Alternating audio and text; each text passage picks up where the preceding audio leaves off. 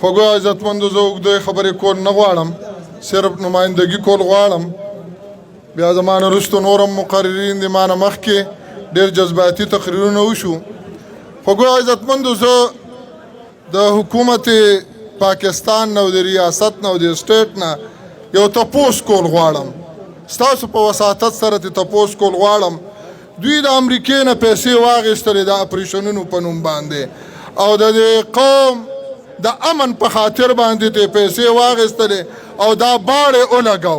دا باړ دوی د څه دپاره لګولی دی دا ګنډتار ورته وایي که دا څه ورته وایي دا دوی د څه دپاره لګولی دی خو جی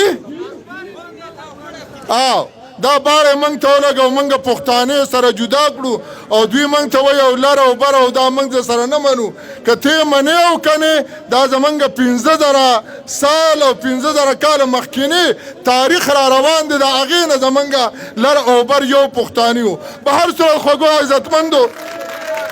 زه د هغې په تاریخ کې نه ځم دوی راله ملا ډبی وایي مختصر کا خو د دې باړ لګولو غرض او مقصد راته وښایه او دا چې تا ولګو او دلته زما یو ماشوم یا یو بوډا یا یو کس مري د دې ذمهوار ته یې که ته ډېرې زیاتې چغې ووې د دې ذمهوار قسم درته خورم چې د دې ذمهوار اسټبلشمنټه ای ریاسته ای ملکه قسم دی چې ته ذمهوار یې تا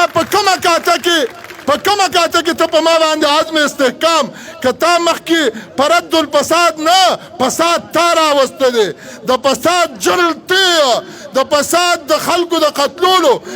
د اصل بنیاد ته دې ماته وایي مختصر کا خوږو عزتمندو هدایت په څه کې لاړه ریحان په څه کې لاړ زه سټینګ سینیټر وم زما والد اغوا شو هدایت صاحب بیان کړی دی وایي 90 FIR مې درج کړي دي اخر ته د کم باغ مولی اخر ته د کم مرضدار یې خوږو عزتمندو دوی چې موږ له امن نشي راکولی نو بیا دې د کشمیر په بدله کې دوی هلته اوس پیسې راغونډول غواړي دا سټیټ او دا ریاست او دا ملک او دا حکمرانان پیسې هلته کشمیر حواله که نو اوس قبایلو ستاسو په سر باندې نورې پیسې مو خوړې او نور هم ستاسو په سر پیسې خوري تکړه شی ورته راژوندي شی ورته